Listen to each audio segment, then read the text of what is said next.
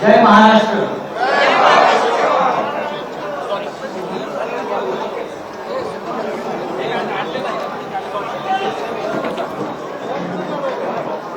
मला असं वाटतं की आंतरराष्ट्रीय पत्रकार परिषद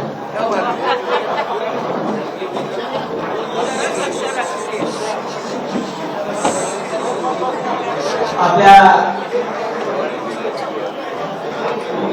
समस्त पत्रकार बांधवांचं शिवसेना भवनात स्वागत. हिंदुत्व सम्राट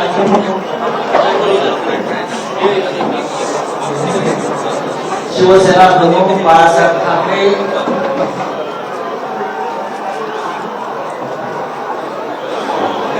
यांना वंदन करतो, अभिवादन करतो, त्यांचं स्मरण करतो. कारण ह्या वास्तूला एक महत्व आहे. अनेक लढे शिवसेना प्रमुखांच्या नेतृत्वाखाली आम्ही याच वास्तूतून सुरू केले. या वास्तूला अनेक हल्ले बसवलेले. नुसते हल्ले नाही तर अतिरेकाचा हल्लाही बसवला. याच वास्तूच्या खाली बॉम्बस्फोट झालेले आहेत अतिरेक्यांकडून. याच वास्तूच्या खाली बॉम्बस्फोट झालेले आहेत अतिरेक्यांकडून. माझ्या सोबत शिवसेना प्रमुखांचे आमचे सगळ्यांचे सहकारी आहेत. ज्यांनी शिवसेना प्रमुखांबरोबर वर्षानुवर्ष काम केलं असे सगळे दिवाकर रावते उपस्थित आहेत. खूप दिवसांनी अडसूळ आहेत आमचे.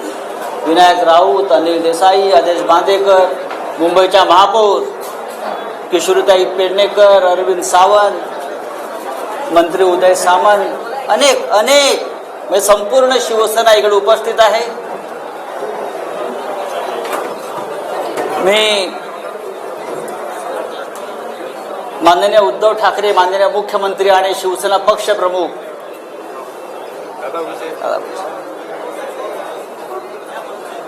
यांना सुद्धा इथूनच नमस्कार करतो. कारण ते वर्षा बंगल्यावरून आपली पत्रकार परिषद पाहतायत. त्यांचा आत्ताच फोन होता. माननीय शरद पवार साहेबांचाही फोन होता. महाविकास आघाडीतल्या प्रत्येक प्रमुख नेत्यांचा मला आत्ता एक 5-10 मिनिटांपूर्वी फोन होते. सकाळपासून त्यांचे फोन सुरू आहेत. आणि सगळ्यांनी आजच्या पत्रकार परिषदेला आपल्याला आशीर्वाद दिलेला आहे. आणि मला एवढंच सांगितलं, आप आगे बढो, पुढे वा, ही लढाईची सुरुवात तुम्ही करा. महाराष्ट्रावर, मराठी माणसावर कोणीतरी रणशिंग ते आपण या ऐतिहासिक शिवसेना भवनाच्या वास्तूतून फुंकतोय. बाळासाहेबांनी आम्हाला एक मंत्र दिला, कारण तो आयुष्यभराचा मंत्र आहे. ते नेहमी सांगायचे आम्हाला, तू काही पाप केलं नसशील, तुम्ही काही गुन्हा केला नसेल, तुझं मन साफ आहे, कुणाच्या बापाला घाबरू नका. आणि आज उद्धव ठाकरे सुद्धा आपले पक्ष प्रमुख या, तू काही पाप केलं नसशील, तुम्ही काही गुन्हा केला नसेल, तुझं मन साफ आहे, तर कुणाच्या बापाला घाबरू नका. आणि आज उद्धव ठाकरे सुद्धा आपले पक्ष प्रमुख याच पद्धतीनं ही शिवसेना पुढे घेऊन जात आहे. आजची पत्रकार परिषद घेण्याचं प्रयोजन यासाठीच आहे की आम्हाला संदेश द्यायचा आहे की महाराष्ट्र गांडूची अवलाद नाही.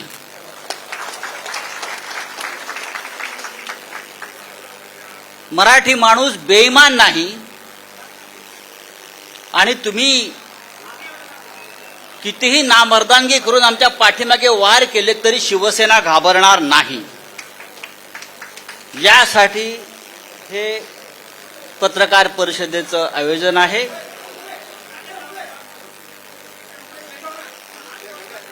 गेल्या काही दिवसापासून आपण पाहताय, शिवसेना असेल, ठाकरे परिवार असेल, आमचे आनंदराव वाडसोळ असतील, रवींद्र वायकरांचं पण नाव मध्यंतरी मी ऐकलं होतं, अनेक आमचे शिवसेनेतले प्रमुख लोक, अनिल परब, भावना गवळी, राष्ट्रवादी काँग्रेसचे प्रमुख, महाविकास आघाडीतले, अगदी पवार साहेबांच्या कुटुंबियांपासून सगळ्यांवर केंद्रीय तपास यंत्रणा ज्या पद्धतीनं हल्ले करतायत, मला असं वाटतं हे महाराष्ट्रावरच नव्हे तर देशावरच एक संकट आहे. अशा प्रकारचं संकट जसं महाराष्ट्रावर आहे तसं पश्चिम बंगालवर सुद्धा आलंय. तिकडे तर राज्यपालांनी विधानसभा संस्थगित करून टाकली सरकारला न जुमानता. महाराष्ट्रातलं सरकार त्यांना पाडायचं आहे, घालवायचं आहे, आणि त्यासाठी केंद्रीय तपास यंत्रणांचा गैरवापर सुरू आहे. खोटे आरोप, बदनाम्या, केंद्रीय तपास यंत्रणांचा दबाव. एकतर तुम्ही सरेंडर व्हा, गुडघे टेका, नाहीतर सरकार आम्ही घालवू, अशा प्रकारच्या धमक्या सतत दिल्या जात आहेत. पहा ना, भारतीय जनता पक्षाचे जे प्रमुख लोक आहेत रोज तारखा का देत आहेत? या महाराष्ट्रामध्ये 170चं बहुमत असताना, 170चं बहुमत असताना भारतीय जनता पक्षाचे लोक 2 दिवसांनी एक तारीख देतात. आता 10 मार्च नंतर, आता अमुक, हे तुम्ही कोणाच्या भरोशावर ह्या तारखा देताय? व्यंकय्या नायडू यांना मी एक पत्र लिहिलंय, त्या पत्रापासून सुरुवात झालेली आहे. राज्यसभेचे चेअरमन व्यंकय्या नायडू, उपराष्ट्रपती, यांना मी एक पत्र लिहून केंद्रीय तपास यंत्रणा महाराष्ट्रात काय करतायत आणि माझ्यासारख्या राज्यसभा सदस्याला कशा प्रकारे त्रास देऊ पाहतायत, याचं कारण इतकंच आहे की साधारण 20 दिवसापूर्वी आणि त्याच्या आधी भारतीय जनता पक्षाचे काही प्रमुख लोक मला भेटले. हा विषय दिल्लीत मी सांगितलेला आहे. भारतीय जनता पक्षाचे काही प्रमुख लोक मला भेटले, ज्यांना मी ओळखतो. 3 वेळा मला ते भेटले आणि त्यांनी मला वारंवार हे सांगण्याचा प्रयत्न केला की तुम्ही या सरकारच्या प्रवाहातून बाहेर पडा. कोणत्याही परिस्थितीमध्ये आम्हाला हे सरकार घालवायचं आहे. आमची संपूर्ण तयारी झालेली आहे. एकतर आम्ही इतर राष्ट्रपती राजवट आणू, नाहीतर काही आमदार आम्हाला आमच्या हाताशी लागतायत, त्यांना तोडून आम्ही सरकार बनवू. तुम्ही मध्ये पडू नका, तुम्ही आम्हाला मदत करा आमचं सरकार येण्यासाठी. मी म्हटले, कसं काय शक्य आहे? 170 आमदारांचं बहुमत तुम्ही कसं काय उद्ध्वस्त करू शकता, पायदळी तुडवू शकता? या लोकभावना. ह्याच्यावर त्यांनी मला सांगितलं, जर तुम्ही काही लोकांनी आम्हाला मदत केली नाही तर तुम्हाला केंद्रीय तपास यंत्रणा तुम्हाला टाईट करतील. हा शब्द आहे, टाईट करतील आणि फिक्स करतील. मी आता त्यांची नावं घेत नाही, पण मी भविष्यात घेईन. आणि त्या संदर्भात दिल्लीतून सगळी सिद्धता झालेली आहे, तुमच्या लोकांना टाईट करण्याचं, फिक्स करण्याचं. आणि तुम्हाला नंतर पश्चाताप होईल की तुम्ही आम्हाला का मदत केली नाही. मी म्हटलं, काही हरकत नाही, तुम्ही काही करू शकता, पण महाराष्ट्राच्या सरकारला किंवा ठाकरे सरकारला नख लागेल असं कोणतेही कृत्य आमच्या सगळ्याकडून होणार नाही. त्यांनी मला असंही सांगितलं, तुम्ही पाहिलं असेल की सध्या पवार कुटुंबांवर धाडी पडतायत.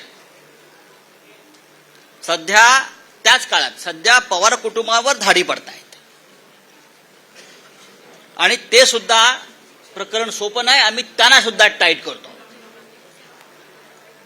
शरद पवार, आणि मी नंतर माहिती घेतली तर त्याच दरम्यान 1 दिवसाच्या आड दुसऱ्या दिवसापासून पवार साहेबांच्या म्हणजे पवार कुटुंबियांच्या घरावर सातत्यानं धाडी पडू लागल्या. ईडीचे लोक हे त्यांच्या घरात, त्यांच्या मुलींच्या घरात, बहिणींच्या घरामध्ये 8-8 दिवस जाऊन ठाण बांधून बसले, बाहेर पडायला तयार नव्हते. आणि तिथे सुद्धा ह्याच प्रकारच्या धमक्या त्यांना दिल्या जात होत्या. मी जेव्हा त्यांना नाही सांगितलं की तुम्ही या भानगडीत पडू नका, आम्ही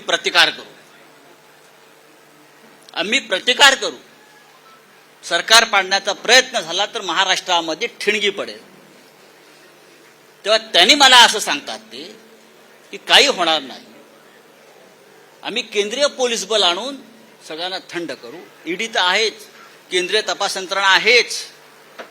आणि तिसऱ्या दिवशी ताबडतोब माझ्यावर आणि माझ्या आसपासच्या लोकांवर ईडीच्या धाडी पडायला सुरुवात झाली. तिसऱ्या दिवशी अत्यंत वाईट पद्धतीने पहाटे 4 वाजता, पहाटे 3 वाजता आणि त्याच्या आधी धाड पाडण्याआधी तो मुलुंडचा जो दलाल आहे तो पत्रकार परिषद घेतो आणि सांगतो की आता संजय राऊतांना अटक होणार आहे, आता ईडीचे लोक त्यांच्या घरी पोहोचणार आहेत, या माणसाच्या घरी पोहोचणार आहेत. हा काय प्रकार आहे? तुमचं सरकार महाराष्ट्रात आलं नाही याचा तुम्ही सूड अशा प्रकारे केंद्रीय तपास यंत्रणांचा, सीबीआयचा, ईडीचा गैरवापर करून आम्हाला त्रास देता आणि तुम्हाला असं वाटतं की आम्ही झुकू. बाळासाहेब ठाकरेंनी आम्हाला शिकवलं नाही गुडघे टेकायचं, अजिबात नाही. हे शक्य नाही. तुम्ही काही करा, हे सरकार पडणार नाही. मी वारंवार त्यांना सांगत राहिलो आणि जेव्हा जेव्हा मी त्यांना सांगत आलो त्या दिवशी माझ्या नातेवाईकांच्या, माझ्या मित्रांच्या घरावर रेड पडत गेल्या. म्हणजे मला फ्रेम करण्यासाठी त्यांनी माझ्या आजूबाजूच्या लोकांना फ्रेम करण्याचा प्रयत्न केला. खोटी प्रकरण आहेत सगळी. जे आरोप माझ्यावर झालेले आहेत त्यात एकही प्रकरण खरं नाही. कोणत्याही प्रकरणात, कोणत्याही धंद्यात अशा प्रकारच्या मुळात मराठी माणसाला धंदा करून असं याला वाटतं म्हणून आपल्याला काही माझी मुलं असतील, माझे नातेवाईक असतील, माझा मित्र परिवार असतील, प्रत्येकाला बदनाम करायचं. माझी मुलं असतील, माझे नातेवाईक असतील, माझा मित्र परिवार असेल, प्रत्येकाला बदनाम करायचं,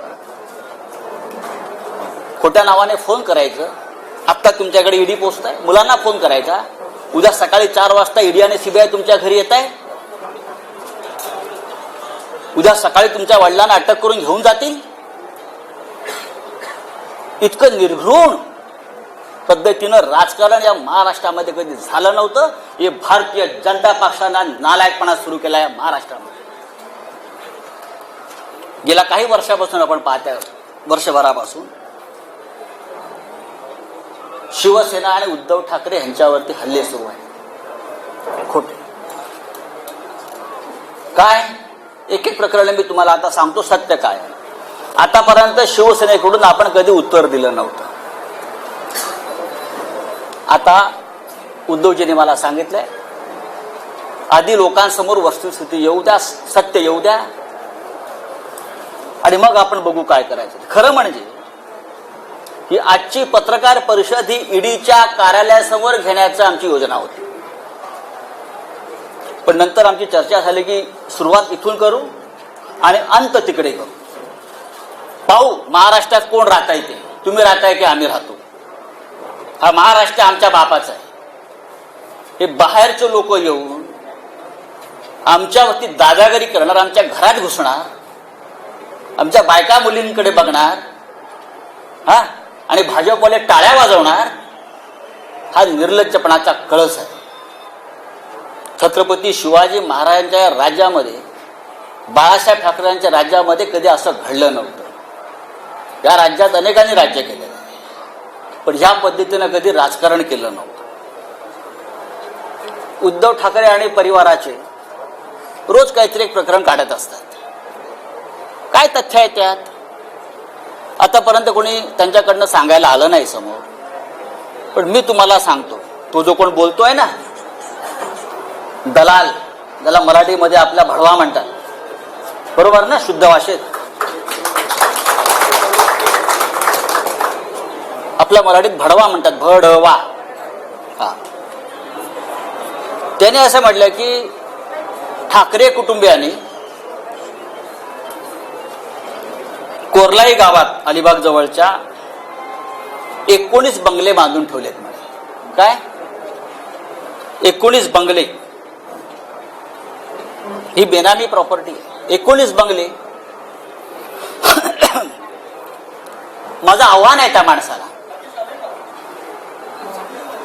माझं त्या दलालाला आव्हान आहे आणि आपल्या सगळ्यांना मी सांगतो, कधी सांगा आपण 4 बसेस करू आणि आपण त्या 19 बंगल्यामध्ये पिकनिकला जाऊ. आपण त्या बंगल्यात एक पिकनिक काढू सगळ्या पत्रकारांची. जर तुम्हाला ते बंगले तिकडे दिसले तर मी राजकारण सोडेन. आणि जर म्हणजे दिशाभूल करायचं, खोटेपणाचा कळस करायचा, भंपकपणा करायचा. कुठे आहेत बंगले? 19 बंगले, 19 बंगले. रोज टीव्हीला चालू 19 बंगले, 19 बंगले. चला दाखवूया, जाऊ आपण तिथे एक पार्टी करू, बंगल्यात बसून देतो चाव्या तुम्हाला. मी उद्योजकांना विचारलं, आम्हाला दाखवा बंगले तुमचे. पण लोकांच्या मनामध्ये भ्रम निर्माण करायचा, खोटेपणा, भंपकपणा, मराठी माणसाचा द्वेष, महाराष्ट्राविषयी असूया. हाच किरीट सोमय्या ज्याने काही वर्षापूर्वी हायकोर्टामध्ये एक पिटिशन केलं होतं, आठवत असेल तुम्हाला, शिशिर शिंदे असतील, त्यांना माहिती आहे. मराठी भाषा, बरोबर ना, मुंबईतून मराठी भाषा शाळेत, शालेय शिक्षणात सक्तीचे असू नये यासाठी जो माणूस कोर्टात जातो आमच्या मराठी भाषेविरुद्ध, त्याच्याकडून तुम्ही काय अपेक्षा करता? हा भारतीय जनता पक्षाचा फ्रंटमॅन आणि मराठी कट्टा चालवतात हे लोक मुंबईमध्ये. महानगरपालिका मराठी कट्टा. मराठी भाषेच्या विरुद्ध जो माणूस कोर्टात गेला महाराष्ट्रामध्ये, हाच तो भडवा दलाल आमच्या मराठी भाषेविरुद्ध. आणि काय तुम्ही सांगताय मराठीला अभिजात भाषा दर्जा आम्ही देतोय म्हणून? आधी याचा थोबाड बंद करा, आता आम्ही करू. दुसरा एक तो हल्ली म्हणतोय की आमचे श्रीधर पाटणकर आहेत आमच्या परिवारातले, त्यांनी म्हणे देवस्थानाच्या जमिनी विकत घेतल्या कर्जतला. मी स्वतः माहिती घेतली, मी काय पाटणकरांशी बोललो नाही, पण मी स्वतः माहिती घेतली त्या संदर्भात काय आहे. माझं त्याला आव्हान आहे हा आरोप करणाऱ्यांना. पाटणकरांनी देवस्थानाची जमीन कुठे आणि कशी विकत घेतली? जी काय जमीन तुम्ही दाखवताय ही जमीन त्यांनी, म्हणजे हे बापरे, अनेक याच्याकडून त्याच्याकडे, त्याच्याकडून ह्याच्याकडे, त्याच्याकडून ह्याच्याकडे, त्याच्याकडून ह्याच्याकडे असे मध्ये 12 लोक आहेत आणि 12व्या माणसाकडून पाटणकरांनी खरेदी केली. त्यांचा आणि देवस्थानाचा काही संबंध नाही आहे. 2014 साली ही जमीन त्यांनी सलीम बिलाखियाकडून घेतलेली आहे. बिलाखियाने अविनाश कडूकडून घेतलेली आहे. अविनाश कडूने अर्जुन गुरवकडून घेतलेली आहे. अर्जुन गुरवने विठ्ठल गुरवकडून घेतलेली आहे. अशी एक मोठी अशी काय ती त्याच्यामध्ये नाव आहे. देवस्थानाकडून जमिनी आम्ही खरेदी केल्या. काय कशा करता? संजय राऊत आमचे आनंदराव अडसूळ ते वारंवार सांगतायत की मी निर्दोष आहे, माझ्यावरती खोटे आरोप आणि हे फ्रेम केलेले आहेत, तरी त्यांच्या विरोधामध्ये बोलत राहायचं, त्यांची बदनामी करत राहायचं. आनंद अडसूळ आमचे, भावना गवळी, रवींद्र वायकर, अनिल परब आणि सगळं झालं होतं मग माझ्याकडे. कारण मी म्हटलं सरकार पडू देणार नाही, प्राण जाय पर वचन न जाय. तेव्हा माझ्या मागे लागले. त्यांनी केलेला प्रत्येक आरोप हा खोटा आहे. माझ्या आयुष्यामध्ये मी कधी चुकीचं काम केलं नाही. आज सकाळीच मला कळलं की माझ्या बँकेत ईडीचे लोक गेले आहेत. माझ्या बँकेत सारस्वत बँक, स्टेट बँक, मला तो फोन आला की ईडीचे लोक आले आहेत. काय म्हणून? तुमचे 20 वर्षाचे म्हणे बँकेचे स्टेटमेंट्स घेऊन गेले, 20 वर्षाचे. बोलो ठीक आहे, घेऊन जाऊ द्या. बरं, ईडीचा तपास कसा आहे बघा, फार गमतीचा तपास आहे. माझं गाव अलिबाग. आता माझी जमीन लहानसण जी असेल ती अलिबागलाच असेल ना, ती मॉरिशसला नसेल, किंवा भारतीय जनता पक्षाच्या नेत्यांप्रमाणे कुठे लंडन अमेरिकेत माझ्या प्रॉपर्ट्या नसतील. 50 गुंठे जमिनीचा तपास ईडी करत आहे. किती? 50 गुंठे जमिनीसाठी ईडीच्या लोकांनी गेल्या 15 दिवसापासून त्या गावातल्या, किहीम गावातल्या आणि इकडल्या मुंबईतल्या त्यांच्या नातेवाईकांना, म्हणजे कोणाची 2 गुंठे जमीन, कोणाची 1.5 गुंठे जमीन, अशा आम्ही पूर्वी घेतलेल्या जमिनी मिळून 50-55 गुंठे, टोटल 30-40 लाखाच्या पुढे व्यवहार नसेल तो. पहाटे 4 वाजता घरात घुसायचं, त्या गरीब लोकांना उचलायचं आणि ईडीच्या कार्यालयामध्ये आणून बसवायचं आणि धमक्या द्यायच्या, तुला जेलमध्ये टाकील, तू संजय राऊतांच्या विरुद्ध लिहून दे की तुला त्याने किती कॅश दिली. गरीब लोक आहेत, घाबरतात. त्यातले काही लोकांचे आईवडिलांकडून घेतलेले आहेत, ते मरून गेलेले आहेत. बरं का, 12-12, 14-14 तास बेकायदेशीरपणे त्यांना डांबून ठेवण्यात आलं. कोणत्या कायद्यानं? कोणता तपास आपण करताय? 55 गुंठे जमिनीचा तपास ईडी करताय. किती मोठं काम आहे ईडी समोर. धमक्या देत आहेत, दादागिरी करतायत. जेल में डालेंगे, इधर नहीं, तिहार के जेल में डालेंगे, तिहार के. सगळ्यांचं नोटिंग झालेलं आहे. हे कोण आहेत ते बघू 2024 नंतर काय करायचं ते. ही कोणती पद्धत आहे? आमच्या मुलीच्या लग्नाच्या हिशोबाला लागलेत फूलवाले, पताकावाले. आश्चर्य वाटेल, मेहंदीवाल्याकडे पण गेले. मेहंदीवाल्याकडे गेले. मेहंदी, हे नेल पॉलिश करणारे, कितना पैसा दिया, कितना पैसा दिया. हे ईडीचं काम. हे ईडीचं काम. गुजरातमध्ये 25,000 कोटीचा घोटाळा झाला त्यांच्या डोळ्यासमोर. 2 वर्ष FIR नाही घेतली तुम्ही. 1 वर्षापूर्वी मुंबईत एक लग्न झालं एका भारतीय जनता पक्षाच्या नेत्याच्या मुलीचं. आम्ही का बोललो का? ते वनमंत्री होते म्हणून त्यांनी त्या लग्नाचा सेट जंगलाचा केला, जंगलाचा. आणि त्याला फील यावा जंगलाचा म्हणून ते कार्पेट टाकलं होतं. त्याची किंमत 9.5 कोटी रुपये होती. ईडीला काय दिसलं नाही का हे? आम्ही म्हणतो घरातलं लग्न आहे, घरात शिरायचं नाही, पण आमच्या घरात तुम्ही शिरता अशा पद्धतीने. म्हणजे ही काय पद्धत काय? मुलांच्या घरात तुम्ही शिरताय, मुलांच्या दुकानात शिरताय, मुलांच्या कामाच्या ठिकाणी शिरताय, दादागिरी करताय, देख लेंगे बोलताय. अरे बघा ना, मी सांगतो बघा. मी पहिला माणूस आहे सांगणारा की बघा म्हणून. बघूनच घ्या. जेलमध्ये टाकणारा टाका, मी जायला तयार आहे, पण माझ्याबरोबर तुम्ही सुद्धा असाल सगळे. आता मी काही गोष्टी तुम्हाला सांगतो, हळूहळू त्या सांगायला हव्यात.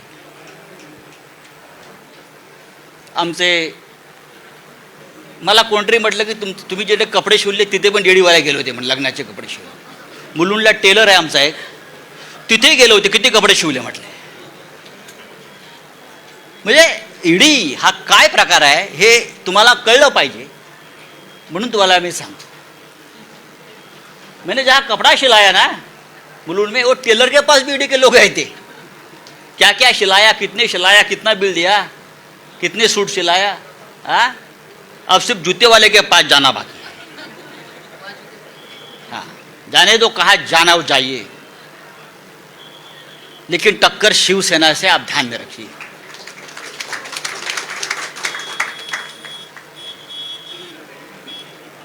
एक दूध वाला है हरियाणा में, एक दूध वाला है, मिल्कमैन, एस नरवर. मैं पूछना चाहता हूं ईडी से, क्या आप ये नरवर को पहचानते हो? सिर्फ 5 साल में एक दूध वाला 7,000 करोड़ का मालिक कैसे बन गया? किसका पैसा है? 7,000 करोड़ का मालिक कैसे बन गया? जब से महाराष्ट्र में बीजेपी की सरकार आ गई तब से उसका महाराष्ट्र में आना जाना शुरू हो गया। बीजेपी के नेता मुख्यमंत्री के घर में उनका तो खुला आना जाना रहता था। उसके बाद उसकी प्रॉपर्टी बढ़ने गई। किसका पैसा उसके पास है? किसने किया मनी लॉन्ड्रिंग? मैं ये सब ये मनी लॉन्ड्रिंग की जो केसेस है नरवर की और सब की, आप बीजेपी के नेताओं की यहाँ की जल्दी में दे रहा हूं, जल्दी दे रहा हूं। 7,000 करोड़ में से 3,500 करोड़ ये महाराष्ट्र से गए हैं। 3,500 करोड़ की प्रॉपर्टी महाराष्ट्र में जो उनको प्रोजेक्ट मिले, महाराष्ट्र से जो करप्शन हुआ है पहले वाली सरकार में, वहां से गई है।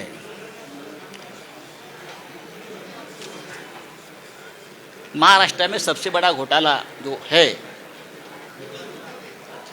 फडणवीस सरकार के काल में, बहुत हो गए, लेकिन सबसे बड़ा घोटाला हुआ है महा आईटी में। 25,000 करोड़ का घोटाला है। 25,000। कौन है अमोल काळे? कहां छुपाया उसको बताइए। Who is Amol Kale? Who is Vijay Dhavangale? सबके अकाउंट्स, सबके लिंक्स, सबके मनी ट्रांजैक्शंस, सबके किसके साथ जुड़े हैं, बिना टेंडर किसको कॉन्ट्रैक्ट मिले हैं, पैसा कहां कहां गया है। 2 दिन में जाएगा ईओडब्ल्यू के पास, फिर जाएगा ईडी के पास। 5,000 करोड़ का तो हिसाब मेरे पास आया है। 5,000 करोड़ का हिसाब मेरे पास आया है, वो जाएगा। हमारी 1 गुंठा जमीन आप निकालते हो, हमारे कितने बंगले, 19 बंगले निकाल रहे हो जो नहीं है जमीन पर। हाँ, मैं सेंटर ही हूं, आप मुझे नहीं बदल सकते। आप मुझे बताइए, ईडी के पास काम नहीं है क्या? जो हमारे जैसे मिडिल क्लास लोग जो है महाराष्ट्र में, उनके पीछे पड़े हो। पढ़ना है तो पढ़ लीजिए, लेकिन आपने गलत आदमी से पंगा लिया है। आपने शिवसेना से पंगा लिया है, आपने महाराष्ट्र से पंगा लिया है। मैं इतना आपको बताना चाहता हूं। अब मैं वापस आता हूं, परत आता मी येतो। तुमचे प्रिय जे रोज असतात ना तत पप करत, त्यांनी म्हणे पीएमसी बँक घोटाळा काढला। पीएमसी बँक घोटाळा, दुसरे काढलाय पत्राचाळ। आणि पीएमसी बँक घोटाळा, पत्राचाळीशी त्यांनी आमचा सगळ्यांचा संबंध लावला। माझं तिथे बँकेत कधी खातं आहे, मला ती बँक कुठे माहीत नाही। पत्राचाळ मी अद्याप बघितलेली नाही। ठीक आहे, माझ्या आसपासचे मित्रपरिवार त्या व्यवसायात कुठे असतील मला माहीत नाही, असू शकतात माझे। आणि मी कधीही ज्यांची ज्यांची नावं घेतली आहेत ते सगळे माझे मित्र आहेत, मी कधी टाळणार नाही। मी पळपुटा नाही, माझे मित्र आहेत ते, आणि माझे मित्र आहेत म्हणून त्यांना फ्रेम केलेलं आहे। पण मला माहिती आहे, मला त्रास देण्यासाठी। आता हे जे कोणी आहेत तुमचे दलाल, भडवे ज्याला आपण मगाशी म्हणत होतो, ते वारंवार जे सांगतायत की पीएमसी बँक घोटाळ्यातले पैसे हे वापरतायत, आले आहेत।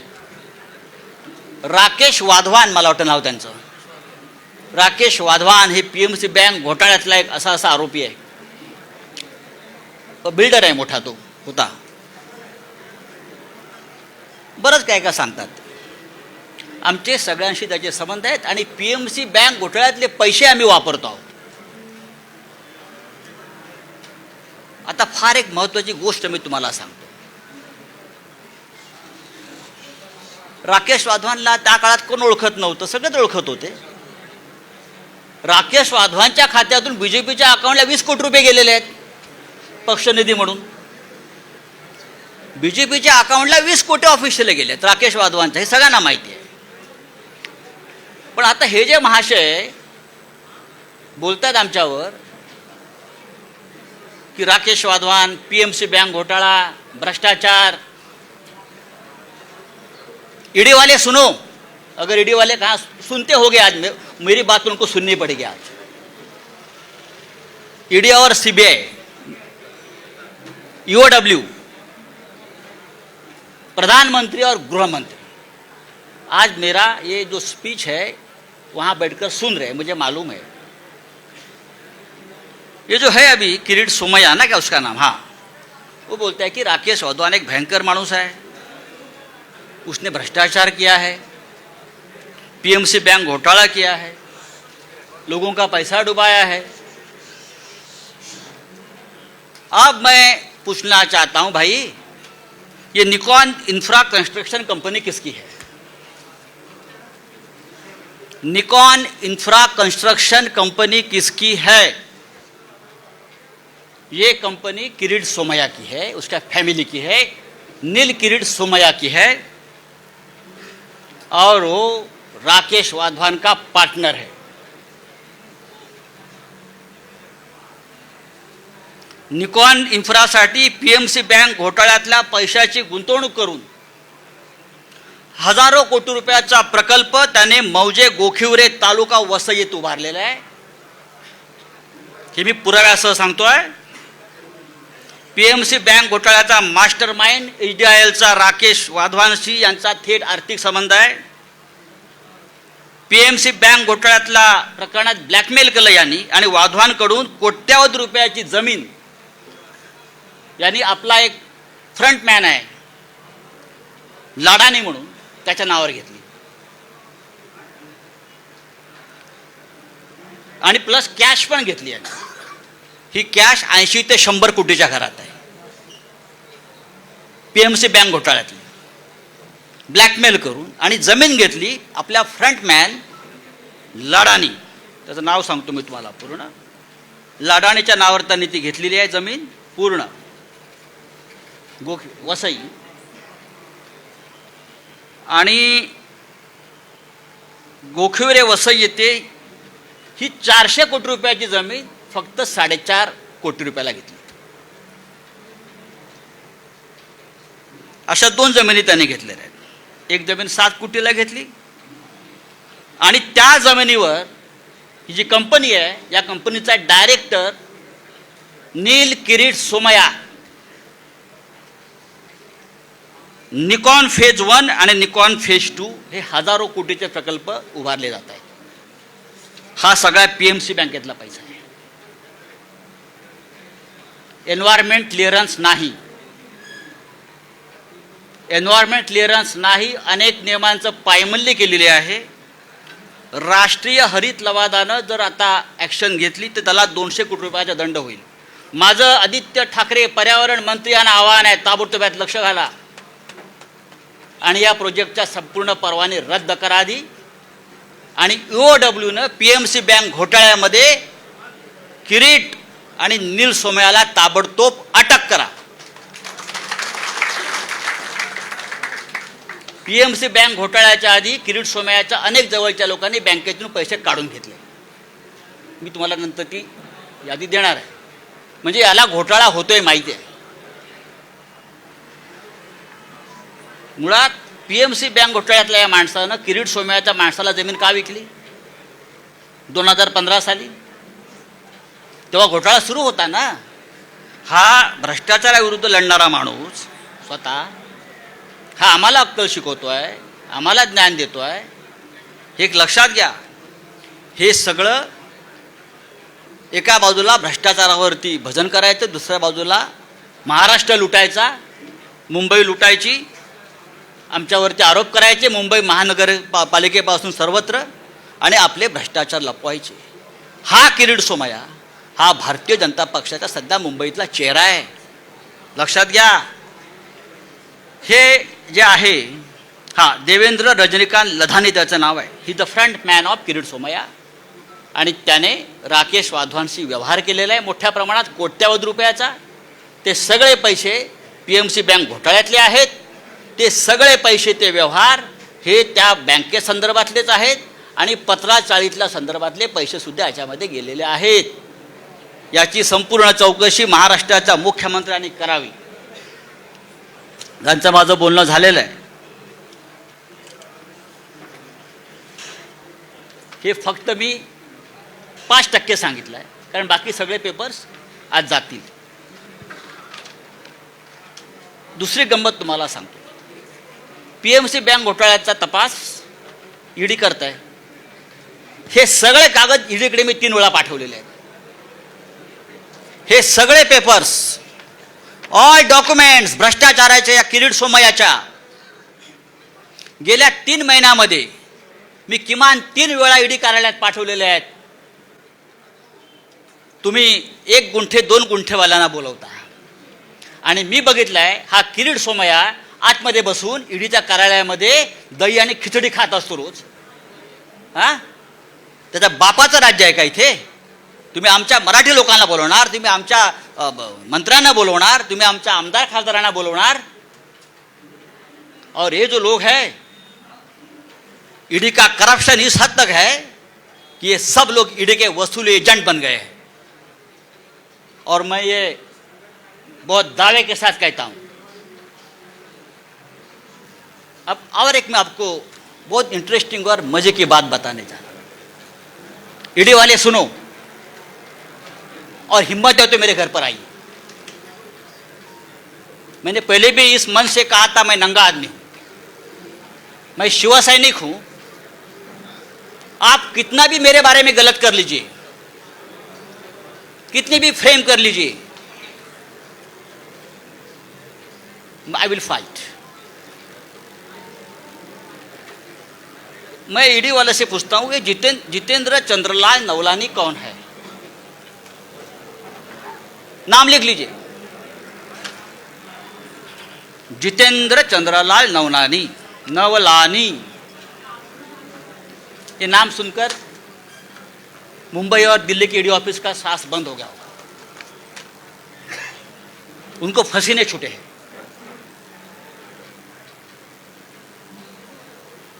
चार महीने से मुंबई के जो बिल्डर्स हैं बड़े बड़े, उनसे वसूली चल रही है ED के नाम पर. मुंबई के 70 बिल्डर, प्रतिष्ठित बिल्डर,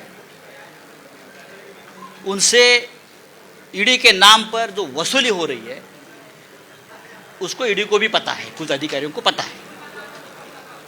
ये कौन है, ये किसके लोग हैं, सब डेटा मेरे पास है. और मैं सबसे पहले प्रधानमंत्री मोदी जी को इस बारे में, जैसे वेंकैया जी को लिखा है, मैं मोदी जी को लिखूंगा, मैं अमित शाह जी को लिखूंगा. बाद में जानकारी यही जगह से आपको दूंगा. जितेंद्र नवलानी, फरीद शमा, रोमी और फिरोज शमा, ये 4 किसके एजेंट हैं? मुंबई के 60 बिल्डरों से लोगों ने लगभग 300 करोड़ रुपए जमा किए हैं. कहाँ हो गया उसका मनी लॉन्ड्रिंग, मैं आपको बता दूंगा जल्दी. उसमें कितने ED के अफसर शामिल हैं, कहाँ बैठते हैं, कहाँ खाते हैं, कहाँ पीते हैं और क्या अय्याशी करते हैं, ये मैं देश को बताऊंगा. चाहे आप मुझे गोली मारो, आप मुझे जेल में डालो, आप कुछ भी करें, मैं आपसे डरने वाला नहीं हूं. आप करिए, आपको जो करना है करिए. अभी जो बात मैंने आपसे कही है,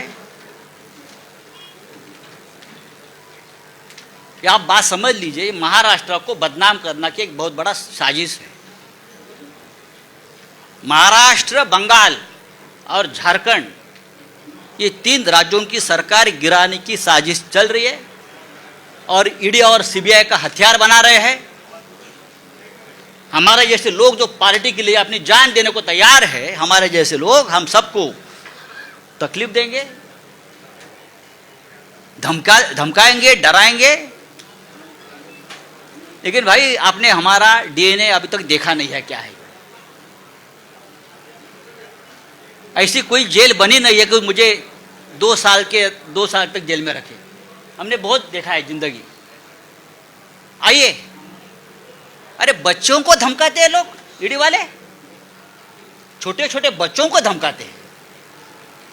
80 साल के एक बुढ़े को पकड़ कर लेके गए अलीबाग से, 80 ईयर्स ओल्ड हार्ट पेशेंट है। वो रो रहा था कि मुझे अब याद नहीं है भाई, इतने साल का एक ट्रांजैक्शन है, मुझे कैसे याद होगा? 2-4 लाख का ट्रांजैक्शन है।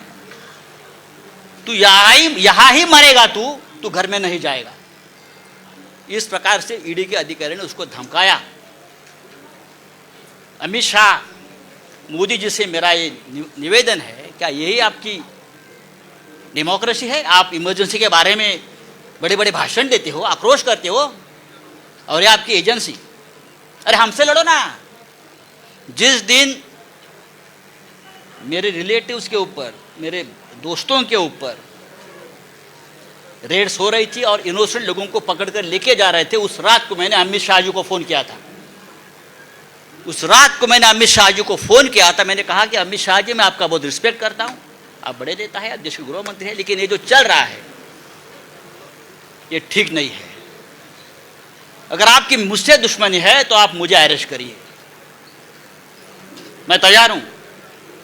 आप मुझे टॉर्चर कीजिए, लेकिन आप मेरे नज़दीकी, मेरे दोस्त, मेरे रिलेटिव्स, मेरे बच्चे, आप उनको क्यों टॉर्चर कर रहे हो? आपकी एजेंसी। मैंने कहा उनको, और भी मैंने लोगों से बात की। ये शिवसेना भवन है, बाला साहब ठाकरे जी से हमने हमेशा प्रेरणा ली है। ये महाराष्ट्र है, ये छत्रपति शिवाजी का महाराष्ट्र है। मैं इतना ही कहूँगा, आप करिए कुछ भी, हम झुकेंगे नहीं, हम डरेंगे नहीं, हम झुकेंगे नहीं, लेकिन आपको झुकाएंगे हम। किसी भी हालत में महाराष्ट्र में ठाकरे सरकार रहेगी और 2024 में भी देश में परिवर्तन होगा। तबे डराने वाले, धमकाने वाले कहाँ होंगे, इतना मैं कहूँगा। जो मुझे बात कहनी थी मैंने कह दी है। मुझे लगता है नो क्वेश्चन आंसर्स, ये काफ़ी है। और ये बात अब तक, ये कहानी पूरी नहीं हुई है, ये ट्रेलर है। आने वाले समय में कुछ वीडियो, कुछ क्लिप्स और डॉक्यूमेंट्स लेकर मैं सामने आ जाऊंगा। मैं देखता हूं कौन क्या करता है। आप दिल्ली में, कुछ लोग गए, दिल्ली में जाओ, नहीं तो जो बाइडेन के पास जाओ, मुझे कोई फर्क नहीं पड़ता है। मैं शिवसैनिक हूँ, मेरी जिंदगी संघर्ष में गई है, लड़ाई में गई है। बाला साहब ठाकरे जी का मुझे हमेशा आशीर्वाद मिला है हम सबको। हम हारने वाले नहीं है। जय हिंद, जय महाराष्ट्र।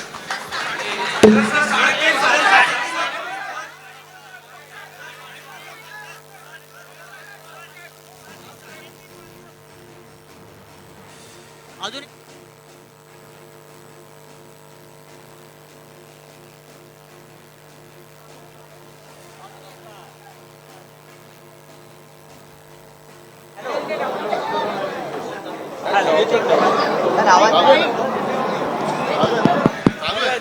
चालू देवेंद्र फडणवीस जी का और एक फ्रंटमैन है जिसका नाम मोहित कंबोज।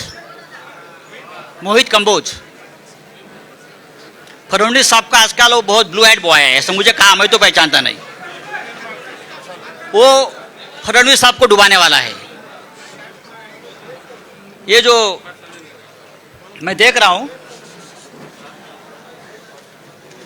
मैं थोड़ा सा बाकी है। ये जो पत्राचाल वाला इशू निकाला है ना, ये पत्राचाल की जमीन खरीदने वाला मोहित कंबोज है। सबसे बड़ा घोटाला, और उसमें भी पीएमसी बैंक का पैसा लगा है। पीएमसी बैंक को डुबाने वाला, वहाँ का करप्शन का पैसा ये पत्राचाल में लगा है। और मोहित कंबोज का वहाँ एक द लग्जर कंस्ट्रक्शन प्रोजेक्ट बन रहा है पत्राचाल पे, और हम पे उंगली दिखा रहे हैं। दूसरी बात है कि और एक है, सॉरी, उसके बारे में मैं और बता दूंगा। कागज कहाँ गया? और एक कागज था उसका, हाँ, राकेश वाधवान, जो मैंने नाम लिया था,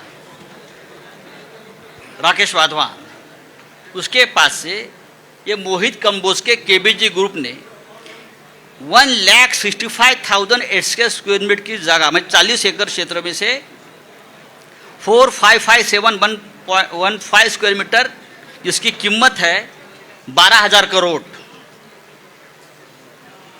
मोहित कंबोज ने खरीद लिए। कितने में खरीद लिया? 100 करोड़ में सिर्फ। कैसे? किसका पैसा है? और लोग बोलते हैं ये हमारे फडणवीस साहब का ब्लू आइड बॉय है, ब्लू आइड बॉय है। ये Kamboj bio farming private limited, KBG ventures, Airman real estate, Tirth experience private limited, KBG hotels, शिवाबी hotel, silver stick film company, Kaal Bhairav ventures, Naps media solutions, PM reality, Kaal Bhairav, उसमें किसका पैसा कहाँ से आया है फडणवीस साहब, सिर्फ आपको ही मालूम है। धन्यवाद।